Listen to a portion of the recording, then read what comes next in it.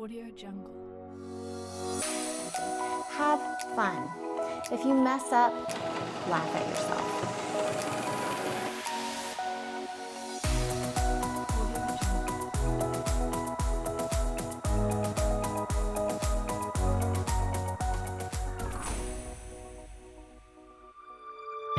Hey everybody, welcome to Ruler Mastery Series.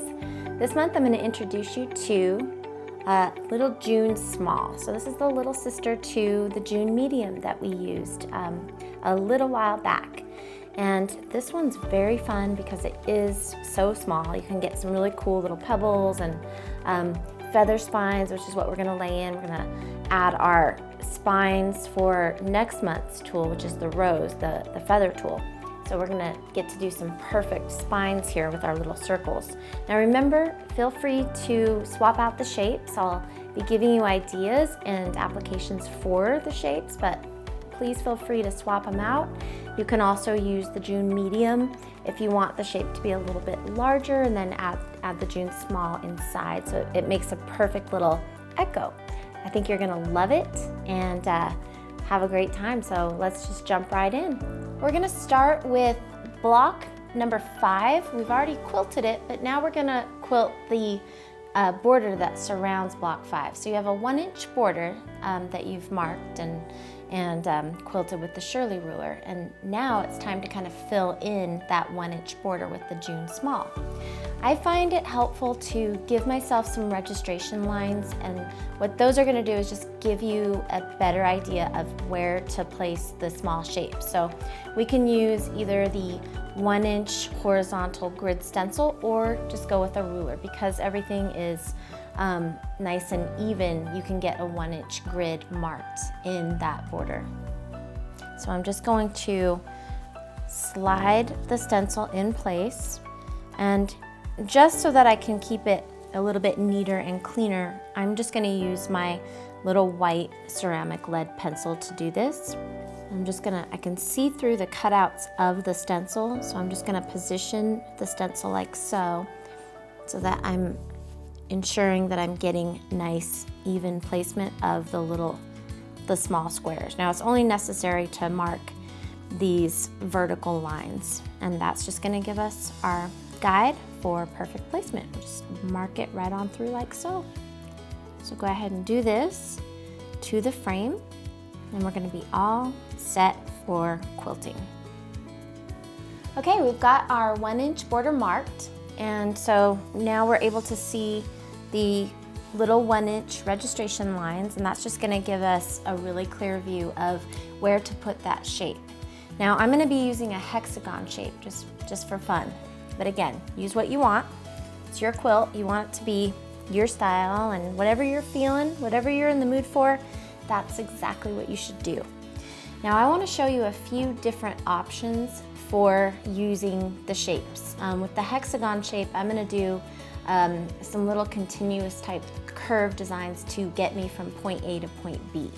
So I oftentimes will go ahead and add in some free motion details, and what that does is serves 2 purposes. 1, it looks really cool. 2, it allows me to travel from a stopping point all the way around back to a new starting point. So that eliminates the backtracking, and then overall it's going to create a stronger quilt where we don't have cut threads and things like that. So here's a little free tip for you today. Okie doke, here we go. We're gonna just position our little shape right in that little square. Now, the hexagon fits in here perfectly because it's 1 inch in length here. You're gonna see the little points kind of extending beyond those vertical lines you've drawn, but that's okay, because remember, what we learned early on is that your foot is going to create a little bit of space away from where the stitch line actually takes place. So it's 1/4 inch in, so we're gonna be just fine. So we're just gonna get real comfortable kind of eyeballing here. All right, make sure you're clear of the acrylic before lowering your foot. You don't wanna end up lowering your foot on the acrylic. Now I'm gonna place a few more gripping aids here, because when I put a lot of gripping aids under the tool, it makes for a really nice experience where I can have a light grip on the ruler and my quilt's just gonna move real easily underneath the needle. So it's a really nice experience. And then I'm wanting to head in this general direction. So I'm going to be mindful of that, and I'm gonna start where I want to essentially end. Okay, so here we go. Just a nice, easy grip on the ruler. Leaning against the edges, shifting your weight as you complete a portion of the shape. Now here, what I can do is I can scoot the ruler over and just do a little kind of wiggle line or a straight line, whatever type of line kind of suits you to get you to that next place. And then just slide the ruler over, again, positioning it so that it's centered in the square that you've drawn or marked with your stencil. Nice, easy grip on the tool, around and around, okay? Now here, I can just connect the stopping point here to this edge of the hexagon if I want to continue working in this direction. Another thing that I can do is add a really fun little detail while I'm here. If I want to do a little kind of continuous curve like so, I can just do a little kind of a bump or a little arc at each of those angles. And so I'll be just doing the lower edge and then have to kind of work back through and do the upper edge later, which is fine. Do your little wiggly line here, and then move the ruler over like so, so that you're centered right in that little box. All right, and then do your little hexagon. Now another thing that you can do is you can just do a little bit of backtracking. So without sliding or repositioning the ruler, just travel along your previous stitch line, and since you haven't moved your ruler, there won't be any issues whatsoever. So that's just gonna make for a cleaner look. You're not gonna have the details, but it looks really nice and clean. So that's an option as well.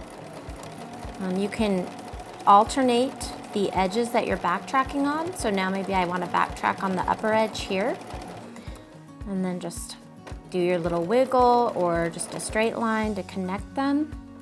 Looks very geometric and fun. Again, pay attention to your grip on the ruler. You don't want to have a death grip.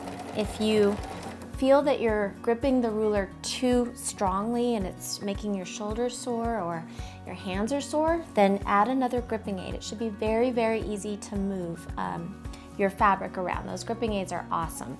There are other types of gripping aids you can use, but for whatever reason, the shelf liner seems to be the best. You really just can't get better grip than what you can get with the shelf liner. All right, so then just keep on sliding the ruler over. I love having those boxes marked for me. I just think it makes everything easy to see where I need to place the ruler. The more registration marks and lines you give yourself, the easier the process will be. Do backtrack if you want to, do your little detail if you